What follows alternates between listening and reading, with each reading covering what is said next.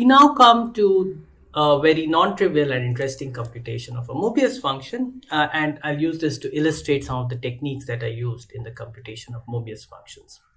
So the poset that we will be considering is the poset of set partitions. So let pi n denote the set of all set partitions of the set 1 to n. Okay, a set partition is just a decomposition of the set 1 to n into a disjoint union of non-empty subsets. So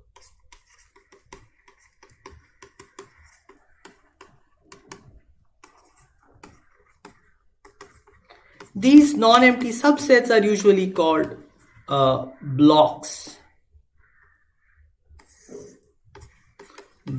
of the partition. And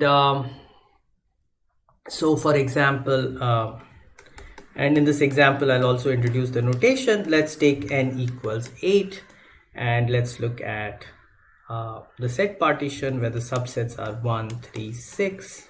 So 8 is equal to 1, 3, 6 union, and this thing denotes disjoint union 2, 5 union 4, 8 union 7. Now what's important to note is that in this the order in which I write the subsets does not matter. So if I were to write 2, 5 before 1, 3, 6, I would still consider it to be the same set partition. Okay, so since the order does not matter, we might as well fix a convention in which we write it. So usual notation is each subset is written in increasing order.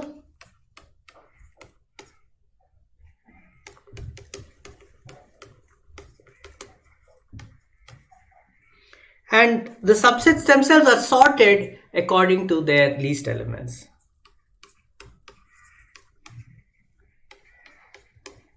So they are arranged in increasing order of least element.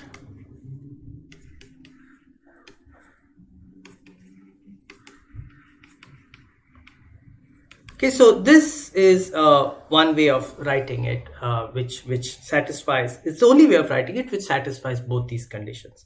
But also this curly braces and these union symbols, they get very cumbersome. So usually we write just this very simple notation: 1, 3, 6, 2, 5, 4, 8, 7. Of course, you have numbers greater than 10, then you need to worry about whether this is 48 or 48. Usually you can arrange that by circling the number or something. But yeah, so we'll use this notation for our small calculations. And so let's just to make things even clearer, let us just look at a couple of examples. So what are pi of 0? So we are looking at set partitions of the empty set, and it consists of only one set partition, namely the empty set partition.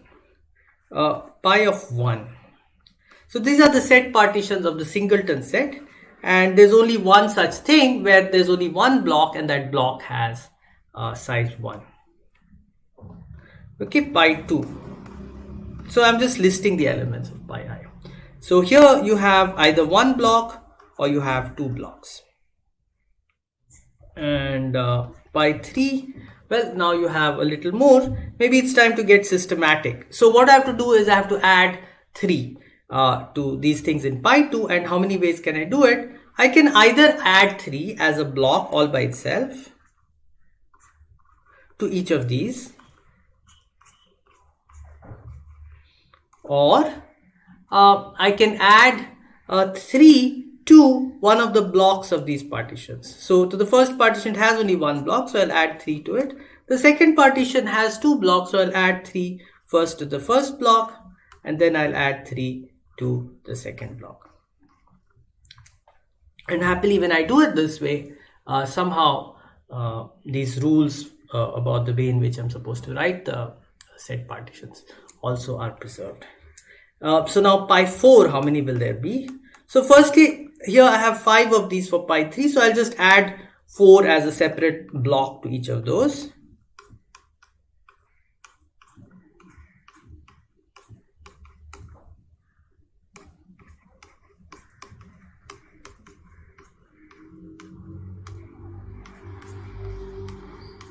And now what I have to do is I have to add 4 to each of the blocks of each of these things. So next I'll add 4 to the blocks of this thing. So I'll get 1, 2, 4, 3 or 1, 2, 3, 4. Okay, then I can add 4 to each of the blocks of this partition here. So I'll get 1, 4, 2, 3 or I'll get 1, 2, 4, 3. Okay, or I can get 1, 2, 3, 4. And now I'll move on to this. Well, this has only one block, so I'll just add it there.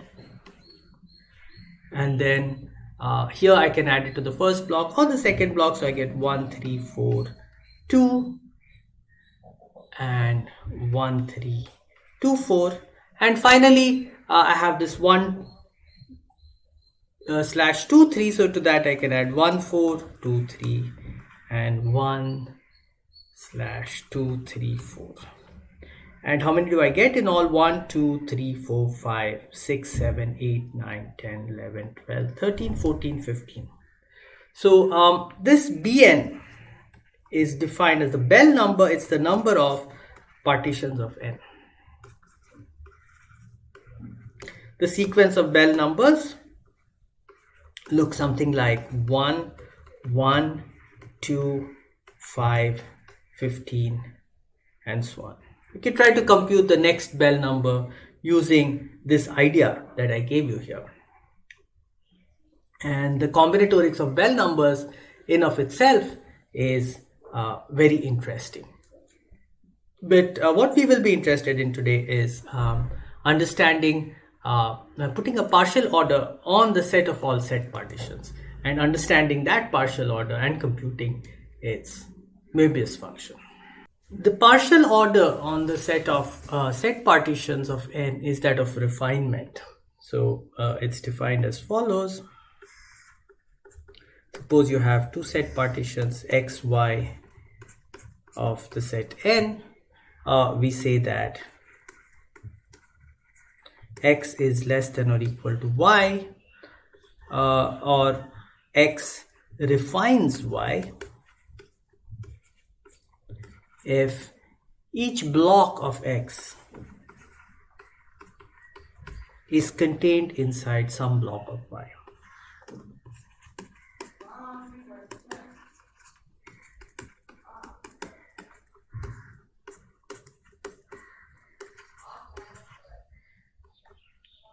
So for example, if we take x equals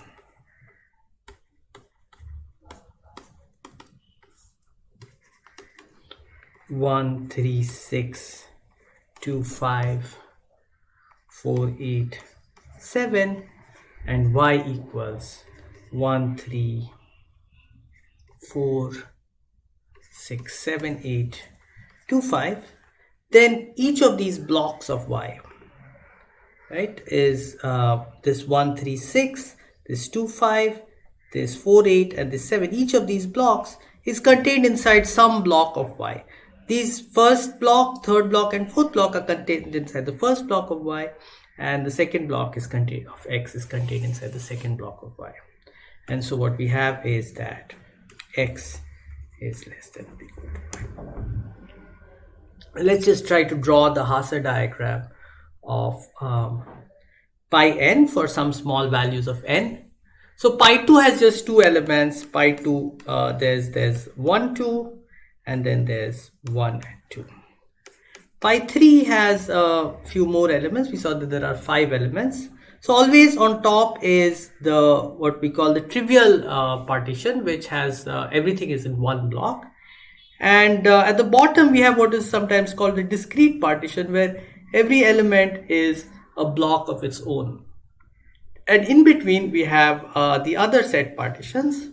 And so here we have already taken care of 2 of them. So there are 3 more, and these are obviously 1, 2, 3, 1, 3, 2, and 1, 2, 3. And the Hasse diagram looks something like this. If we look at set partitions of 4, then there are 15 of them, and it's a little more complicated. I've drawn it here, And so this is the Hasse diagram of pi 4. So what you can see here is right on top we have 1, 2, 3, 4, which is called the trivial partition. At the bottom we have the discrete partition, where each element is a block by itself. And now there are two layers in between. So the top layer here is a layer where there are two blocks, and then there is a layer where there are three blocks. So it's always like this. So here, this is the layer with one block, layer with two blocks, layer with three blocks, and layer with four blocks. So in the Hasse diagram, there's a grading by number of blocks. And each cover relation just increases the number of blocks by one. And so you have another thing that you'll notice is that the number of edges coming out of any set partition just depends on the sizes of the parts in that set partition. So some of these have 3 arrows coming down from them, some of them have 2. That depends. These are the ones which have blocks of size 1 and 3, and the ones with 2 arrows coming down from them are blocks of size 2 and 2. In this layer, they all have 1 block of size 2 and 2 blocks of size 1. They all have 3 arrows going up from them. Anyway, you can find this diagram in the notes that will be attached to this lecture, and you can look at it and try to understand it. Okay, so now let's move on to the computation of the Mobius function of pi n.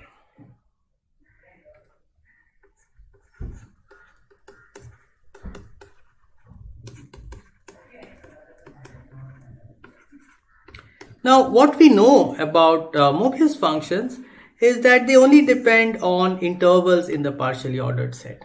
So let's ask ourselves, what do intervals in pi n look like?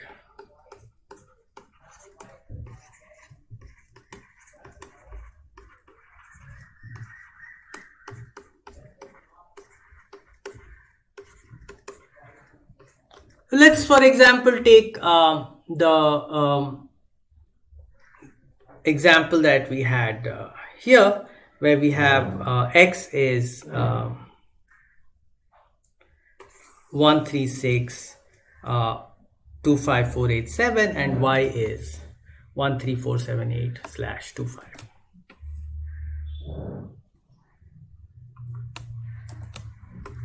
So then the interval x comma y looks like this. Okay, so let's just see. So any set partition that is between x and y will have somehow clubbed some of the blocks of x, and it can only club those blocks of x which are contained in a single block of y. So these 3 blocks, for example, these are allowed to be clubbed, and so that part just looks exactly like the set partitions of a set with 3 elements, because you can decide how to club these 3 blocks. Treat each block as an element of a set with 3 elements, and now you're allowed to club them. And independently, if you had other parts, then you can club their blocks, other parts of y. And here we have only one more part of y, and it has only one part. So what you see here is that this xy is isomorphic to pi 3 cross pi 1. Okay, in general,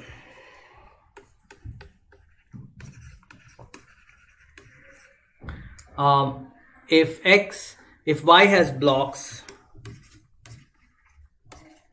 let's say b1, b2, bk, now the blocks of A will give rise to partitions of the blocks of Y. And in X, BI splits further into blocks, NI blocks.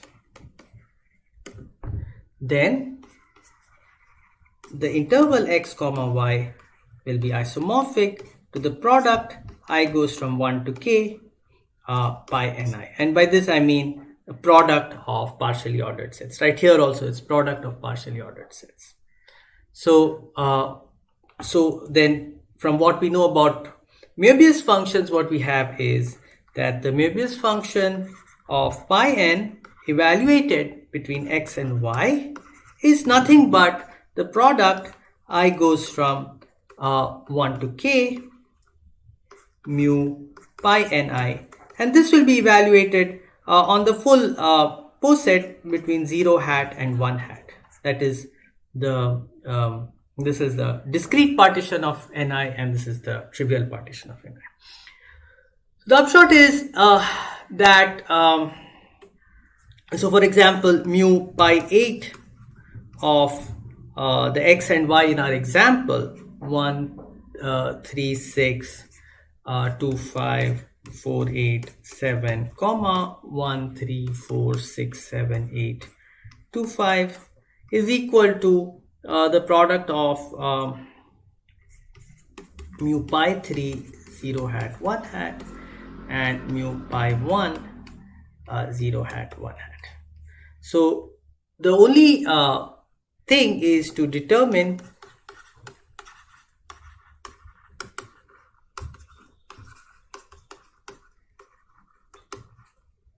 mu pi n 0 hat 1 hat for every n in n, for every non-negative integer n. And this is I'm going to do using a nice little trick, as you'll see. So here's the statement of the theorem. Mu pi n 0 hat 1 hat is equal to minus 1 raised to n minus 1 times n minus 1 factorial. So here's the proof. But before you look at this proof, maybe you can go back to this example of pi 3 and try to figure out what the Möbius function is over here using our definition of Möbius function. That we have this recursive way of computing Möbius function. So you can use that to try to compute the Möbius function of pi 3. But let's go on and do the general case now. So there's a trick involved. Let's fix a positive integer q, large positive integer. I won't specify right now how large.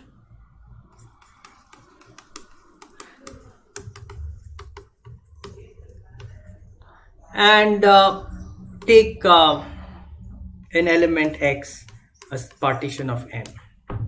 Okay, now I ask, how many colorings are there of the set 1 to n such that the elements which lie in the same block have the same color?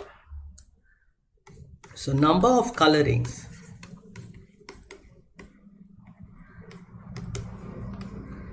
of n so that elements in the same block of x,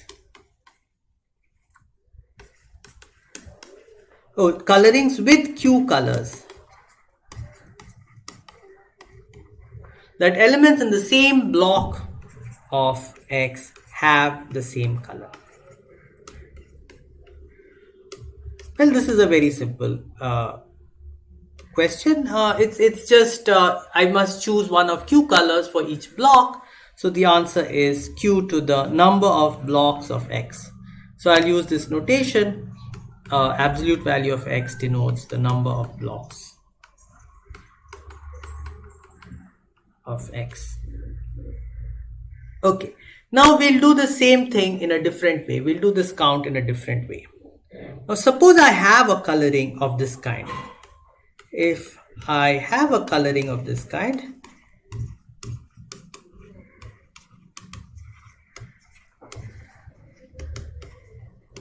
I can merge the blocks which have the same color. Okay, I didn't say here when I counted q to the absolute value of x, I certainly allow myself to repeat color. So let me merge the blocks with the same color.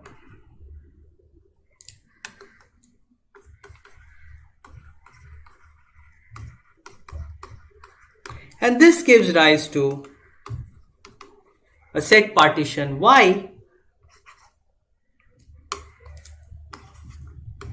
where X is a refinement of Y, because Y is obtained by merging the blocks of X. But now the blocks of Y have distinct colors.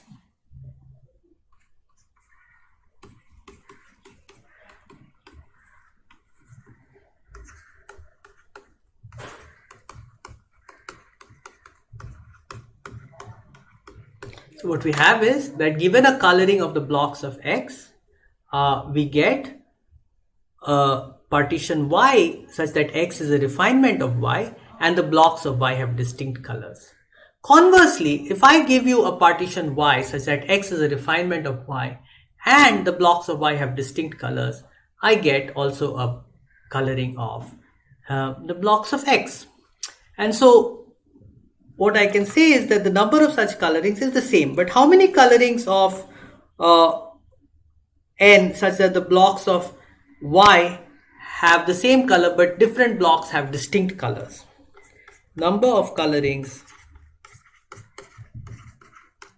of the blocks of Y with distinct colors is what? So for the first block I can choose any of Q colors. For the second block I can choose Q minus 1 colors and so on. And for the last block, well, the number of blocks is this thing, so I can choose Q minus absolute Y of 1 plus 1. But this kind of expressions, some number followed by some number multiplied by some number minus 1 and so on, these are common in combinatorics, and they are called falling factorials. So this is usually denoted by Q subscript Y. So more generally,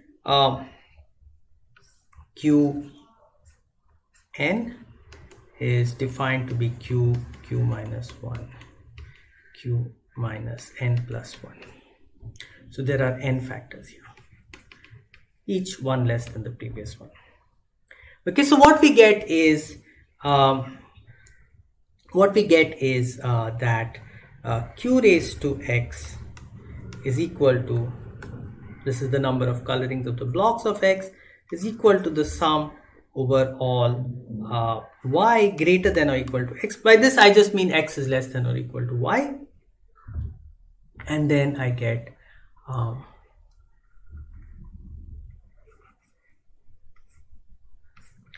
QY.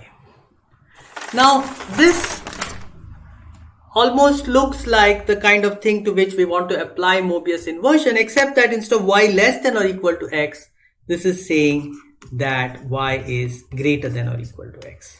So what we'll do is we will actually work in the opposite of the Poset pi n. And so using Mobius inversion in the opposite of pi n,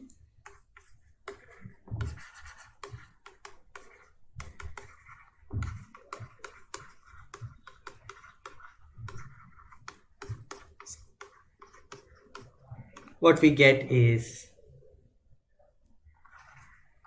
QY is equal to, let's call this X is equal to summation Y greater than or equal to X, and then we have mu, this is Y less than or equal to X in the opposite partial order, so I'll be talking about mu pi op of Y comma X Q to the power Y for every X. Now take X equals 0. By this I mean the discrete partition of N. So this is the discrete partition of N, and compare the coefficients of Q on both sides.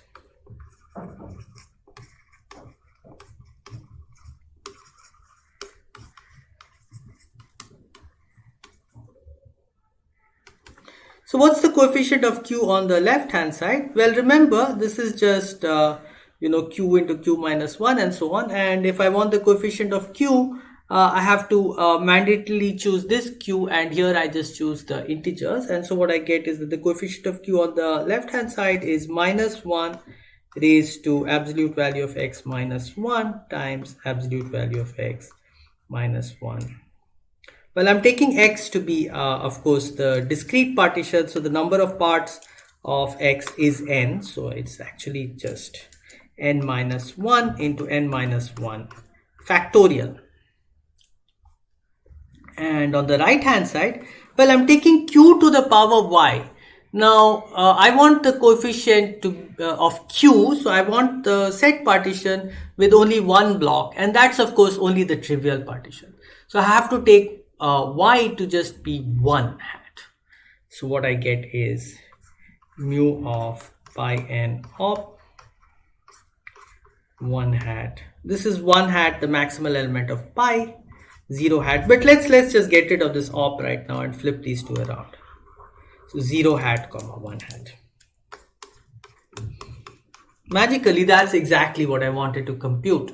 So the Mobius function of pi n between 0 hat and 1 hat is just minus 1 to the power n minus 1 times n minus 1 factorial, as I claimed in the theorem.